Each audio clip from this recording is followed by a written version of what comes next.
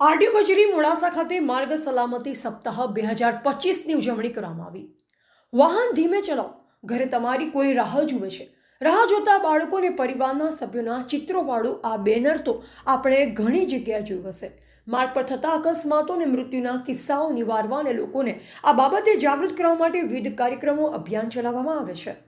અકસ્માત એ માનવ સર્જિત આપદા છે, જેને યોગ્ય સાવચેતી રાખવામાં આવે તો જરૂરથી નિવારી શકાય છે।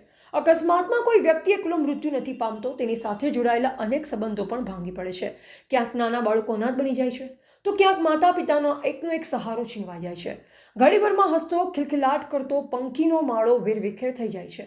આવા તો અનેક કિસ્સાઓ આપણી સામે આવતા હોય છે।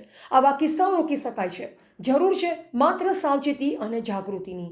માર્ગ સલામતી સપ્તાહ 2025ના પ્રથમ દિવસે મોડાસા ખાતે આરટીઓ કચેરીમાં ઉદ્ઘાટન કરવામાં આવ્યું। આ ઉદ્ઘાટનમાં આરટીઓ કચેરી મોડાસા ખાતે આરટીઓ અધિકારી Shri Ajay Chaudhary sir, Shri Harsh Kanojiya sir, Shri CM Oza sir સહિત જિલ્લા ટ્રાફિક પીઆઈ, શ્રી ઇમરજન્સી સેવા 108ના જિલ્લા મેનેજર શ્રી, હાઈવે પેટ્રોલિંગમાં ફરજ બજાવતા રસિક પટેલ તેમજ અન્ય મહાનુભાવોની ઉપસ્થિતિમાં દીપ પ્રાગટ્ય કરી કાર્યક્રમ ખુલ્લો મૂકવામાં આવ્યો અને રોડ સેફટીની શપથ લેવડાવવામાં આવી હતી।